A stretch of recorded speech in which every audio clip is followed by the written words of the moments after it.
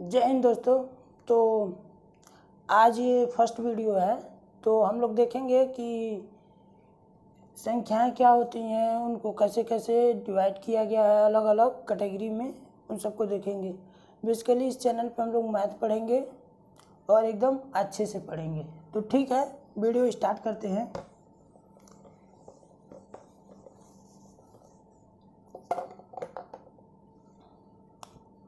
देखिए, जो भी नंबर होते हैं उनको हम लोग दो भागों में बांटा गया है। जैसे कि मान लीजिए कि यहाँ लिख देते हैं संख्याएं। जो भी संख्याएं हैं उनको दो भागों में बांटा गया। कौन कौन से? एक वास्तविक संख्याएं और एक काल्पनिक संख्याएं।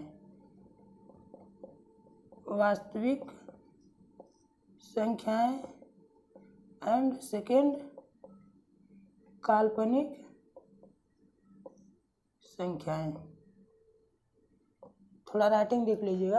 वास्तविक संख्या क्या होती है कि ऐसी संख्याएं हैं जिनको हम नंबर लाइन पे डिनोट कर सकते हैं। जैसे कि ऐसे हम लोग पढ़े हैं ना, नंबर लाइन 0 1 2 3, ऐसे इधर -1 -2 -3, ये गैप सेम रहता है। तो वो जो भी संख्याएं होती जिनको हम इस नंबर लाइन पे डिनोट कर सकते हैं, प्रदर्शित कर सकते हैं, वो क्या होती हैं? वास्तविक संख्याएं होती हैं। और जिनको हम लोग नंबर लाइन पे प्रदर्शित नहीं कर सकते, वो क्या होती हैं? काल्पनिक संख्याएं। काल्पनिक संख्याएं जैसे कि अगर एग्जांपल देके बताऊं मैं, तो वास्तविक संख्याओं में क्या आ जाएगा? जैसे कि -1 0 2, कुछ भी ले सकते हैं, √2, ये सब क्या होंगी? कोई फ्रैक्शन में रहेगा, जैसे कि मान लो 1/2, ये सब भी क्या होंगे? वास्तविक संख्या होंगी। काल्पनिक संख्या क्या होती है कि जैसे ये -1, अंडर रूट में अगर कोई नेगेटिव नंबर है तो क्या होगा? काल्पनिक संख्या है। -3 -4, सोचेंगे आप कि 4 तो बाहर आ जाएगा, लेकिन ये नेगेटिव में है तो ये क्या होगा? काल्पनिक संख्या है। जैसे कि हम लोग 11 में पढ़े भी होंगे कि -1 को क्या बोलते हैं? अंडर रूट -1 को आयोटा बोलते हैं। ये इस पे हम लोग ज़्यादा ध्यान नहीं देंगे, केवल इसको आज बढ़िया से पढ़ेंगे, ठीक है। तो ये काल्पनिक संख्याएं होती हैं और इन्हीं दोनों को मिला के कुछ संख्याएं बनती हैं, तो उनको क्या बोलते हैं? Complex number.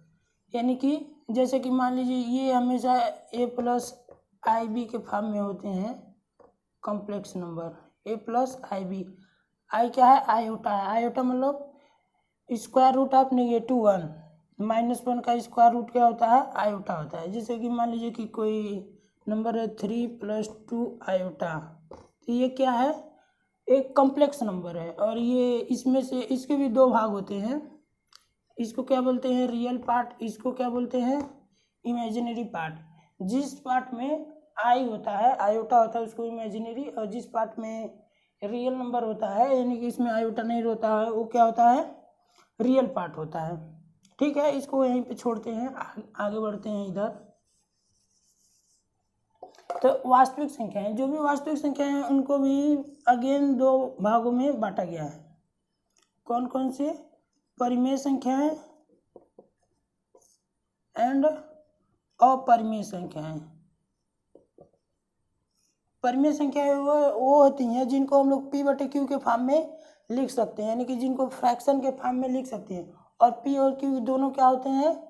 कोई इंटीजर हो, लेकिन q क्या हो? 0 ना हो। मतलब जैसे कि p/q के फॉर्म में हम लोग लिख सकते हैं, और q ≠ 0 और p और q बिलोंग टू इंटीजर। अभी इसका मतलब बता रहा हूँ। ठीक इसी का उल्टा है। ऐसी संख्या जिनको p/q के फॉर्म में नहीं लिख सकते, वो क्या होती हैं? अपरिमेय संख्याएं होती हैं। जैसे कि मान लीजिए √2, ये क्या है? अपरिमेय संख्या है। अब कुछ लोग सोचेंगे, मान लीजिए ये √5, ये भी क्या है? अपरिमेय संख्या। कुछ लोग सोचेंगे इसको हम √2/1 तो लिख सकते हैं। हाँ, वास्तव में 2/1 तो लिख सकते हैं, लेकिन अगला कंडीशन क्या है कि p और q क्या होना चाहिए? इंटीजर होना चाहिए। तो √2 क्या है? इंटीजर नहीं है, तो इसलिए ये क्या हो जाएगा? अपरिमेय संख्या नहीं है, सॉरी परिमेय संख्या नहीं है, यानी कि ये क्या है, अपरिमेय संख्या है। उसी तरह से √6, जो भी ऐसे नंबर जिसका स्क्वायर रूट करने पे परफेक्ट नंबर ना आए तो उसको क्या कहेंगे, अपरिमेय संख्या। ऐसे फॉर्म में होते हैं √10, √4 करेंगे तो ये 2 बाहर आ जाएगा, तो √4 क्या है, अपरिमेय संख्या नहीं है। √4 क्या है, परिमेय संख्या है, तो √4 नहीं रहेगा। अब देखते हैं इसमें परिमेय संख्या, यानी कि जिसको p/q के फॉर्म में लिख सकते हैं, और p और q क्या होना चाहिए, इंटीजर होना चाहिए, लेकिन q 0 नहीं होना चाहिए। अब देखिए कोई भी नंबर ले लीजिए, जैसे कि 1/2 p/q के फॉर्म में है। अभी बता रहा हूँ आगे कि इसके बाद इंटीजर क्या होता है।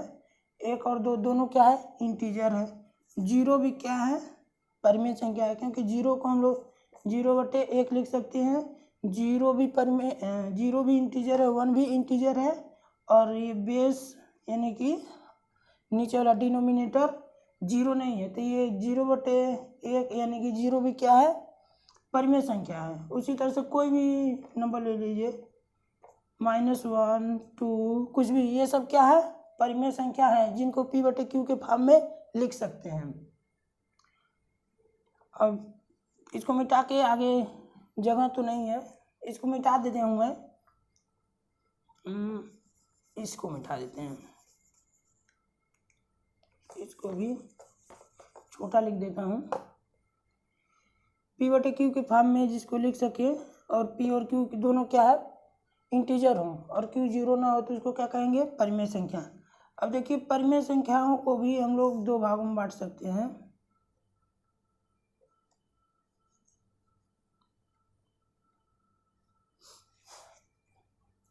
एक तो इंटीजर,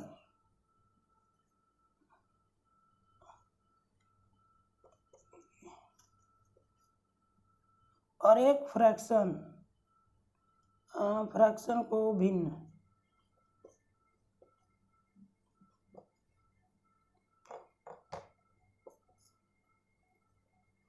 इंटीजर में क्या आते हैं, पूर्णांक संख्या, यानी कि पूरा अंक हो, जैसे कि -2, -1, 0, 3, 5, ये सब क्या है, इंटीजर है, यानी कि पूर्णांक हो, पूरा अंक हो। और भिन्न क्या होता है, फ्रैक्शन, जैसे कि 1/2 जो पूरा ना हो, यानी कि जिसमें कुछ अलग अलग पार्ट हो, जैसे 2 हिस्से में से एक हिस्सा, भिन्न।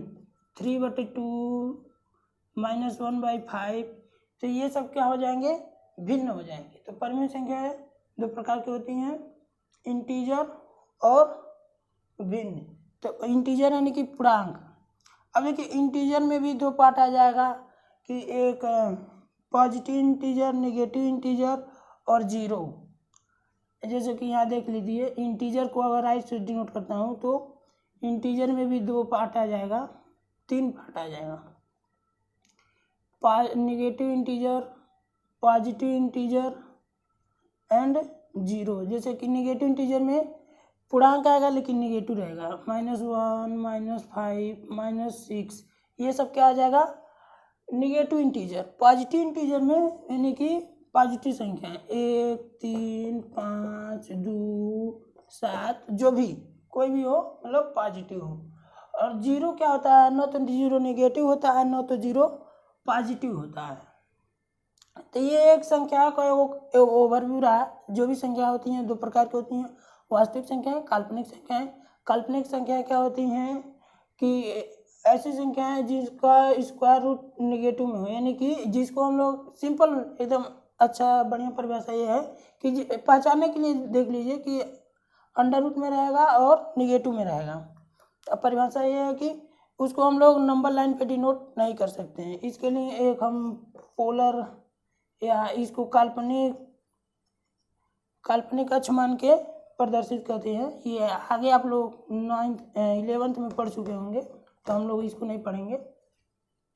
और ये परिमेय वास्तविक संख्या 2 प्रकार की होती हैं, एक परिमेय और एक अपरिमेय। परिमेय संख्या क्या होती हैं कि जिसको p/q के रूप में लिख सकते हैं। अपरिमेय संख्या क्या होती है जिसे p/q के रूप में नहीं लिख सकते। p और q क्या है, दोनों इंटीजर होना चाहिए, लेकिन q 0 नहीं होना चाहिए। उसके बाद परमेय संख्याएं भी दो प्रकार के कर सकते हैं हम लोग डिवाइड, एक इंटीजर और एक भिन्न। इंटीजर में क्या होता है कि पूर्णांक होता है, यानी कि पूरा पूर्णांक होता है, जैसे कि -1 -2 0 1 2 5 7 9 11 कुछ भी, मतलब पूरा पूर्णांक हो।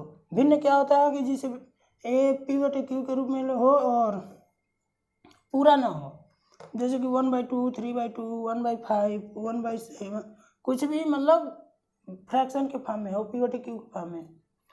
और देखिए इंटीजर भी तीन प्रकार के हम लोग डिवाइड कर सकते हैं, एक निगेटिव इंटीजर, पॉजिटिव इंटीजर और जीरो।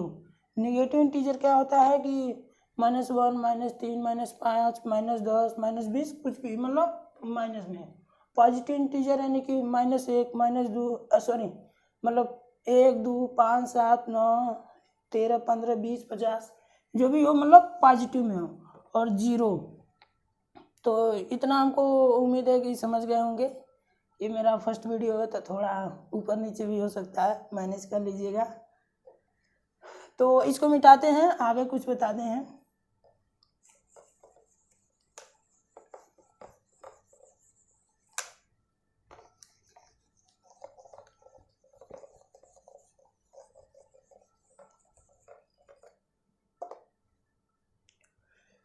तो हम लोग ने देखा कि इंटीजर जो होता है निगेटिव, जीरो एंड पॉजिटिव, 1 2 3 इसमें डैश कहीं भी चले जाइए, -1 -2 -3 और भी, और इसमें क्या होता है जीरो होता है। तो अब हम लोग अलग अलग देखेंगे कि नंबर को भी और कैटेगरी में बांटेंगे। जैसे कि अगर पूछ ले कि नेचुरल नंबर क्या होता है, नेचुरल नंबर यानी कि प्राकृतिक संख्या, तो जो भी काउंटिंग के नंबर होते हैं उनको क्या बोलते हैं, नेचुरल नंबर। तो 1 2 3 1 2 3 4 5 डैश डैश ये क्या होता है, नेचुरल नंबर। और यानी कि जो भी काउंटिंग, जैसे कि इनको नेचुरल नंबर इसलिए बोलते हैं क्योंकि काउंटिंग की नंबर है। जैसे कि आपको अगर कुछ गिनने के लिए कहा जाए, आप शुरू 1 से ही करेंगे, 1 2 3 4 5, तो ये क्या आते हैं, इनको नेचुरल नंबर बोलते हैं। अगर पूछ ले होल नंबर क्या होता है, होल नंबर, तो होल नंबर भी बहुत आसान है। इस नेचुरल नंबर में अगर हम जीरो को इंक्लूड कर दे तो क्या हो जाएगा, होल नंबर, यानी कि 0 1 2 3 4 5 डैश डैश यानी कि कहीं तक, तो ये क्या हो जाएगा, होल नंबर। यानी कि नेचुरल नंबर में अगर जीरो को हम इंक्लूड कर देंगे तो क्या हो जाएगा, होल नंबर। यानी कि होल नंबर में क्या होता है, जीरो को ही इंक्लूड कर लेते हैं नेचुरल नंबर में तो हो जाता है होल नंबर। अब इसी तरह से अगर पूछा जाए आड नंबर क्या होता है, आड नंबर यानी कि विषम संख्याएं, जैसे कि 1 3 5 7, विषम मतलब जिसका जोड़ा न बने। जैसे कि हम लोग बचपन में खेलते थे चिंया, जिसे आरंडी बोलते हैं, उसका ताक और दुरुस, ताक मतलब जोड़ा न बने, दुरुस मतलब जोड़ा बन जाए, तो जो खेलते समय जो ताक था वही क्या है, आड नंबर है। आप लोग खेले हैं कि नहीं, कमेंट बॉक्स में जरूर बताइएगा। तो ये 8 नंबर क्या होता है, जिसको जोड़ा ना बने या जो 2 से डिवाइड ना हो, ऐसे ये भी चलता चला जाएगा। इवन नंबर, इवन नंबर यानी कि जो 2 से डिवाइड हो जाए, अगर वो खेल की भाषा में देखें तो जो जिसका जोड़ा बन जाए, तो वो क्या होगा, 2 4 6 8 10 ऐसे चलता चला जाएगा। यानी कि देखिए 8 नंबर जो 2 से डिवाइड ना हो, इवन नंबर जो 2 से डिवाइड हो जाए। अब इसी तरह से पूछता है कि ये जान लीजिए आप लोग भी कि प्राइम नंबर क्या होता है। प्राइम नंबर यानी कि अभाज्य संख्या, बहुत इंपॉर्टेंट है, सबको जानना चाहिए और बहुत आसान भी है। अभाज्य संख्या क्या होती है कि ऐसी संख्या है जिनका केवल 2 ही फैक्टर हो, और वो दोनों फैक्टर क्या, एक तो 1 हो, दूसरा वो संख्या खुद हो। यानी कि अगर इसी चीज़ को दूसरे भाषा में बोल लेते हैं, ऐसी संख्या जो खुद से और एक के अलावा किसी से न कटे उसको क्या बोलते हैं, प्राइम नंबर, यानी कि अभाज्य संख्या है। जैसे कि मान लीजिए 2, ये 1 से कटेगा, हाँ वास्तव में 1 से कटेगा। 2 से कटेगा, हाँ, इसके अलावा किसी से कटेगा नहीं, तो 2 क्या है, अभाज्य संख्या। 3 1 से कटेगा, हाँ, 3 से कटेगा, हाँ, और किसी से कटेगा तो नहीं कटेगा, तो 3 भी क्या है, अभाज्य संख्या। 4 1 से कटेगा, हाँ, 2 से, हाँ, 4 से, हाँ, यानी कि 4 के 3 फैक्टर हो जा रहे हैं, 1 से भी कट रहा है, 2 से भी कट रहा है, 4 से भी, तो 4 क्या अभाज्य संख्या नहीं है। 5 1 से 5 से, तो 5 क्या है, अभाज्य संख्या। उसी तरह से 7 11 13 17, यानी कि आप खुद पहचान सकते हैं कि, और जान भी सकते हैं, अगर कोई पूछ दे कि ये बताओ, कोई नंबर दे दे, मान लो कि 16, ये अभाज्य संख्या है कि नहीं है, तो 16 क्या है, 1 से भी कटेगा, 2 से भी कटेगा, 4 से भी कटेगा, एंड 8 से भी कटेगा, 16 से भी कटेगा। 16 के बहुत सारे फैक्टर हैं, तो क्या हो, 16 क्या होगा, अभाज्य संख्या नहीं होगा। अभाज्य संख्या का सिंपल चीज है कि ऐसी संख्या जो एक और खुद से कटे उसी को क्या बोलते हैं, अभाज्य संख्या। उसी तरह से 19, ऐसे आप पता कर सकते हैं कि कौन कौन सी अभाज्य संख्याएं होती हैं, ठीक है। और एक आता है कंपोजिट नंबर।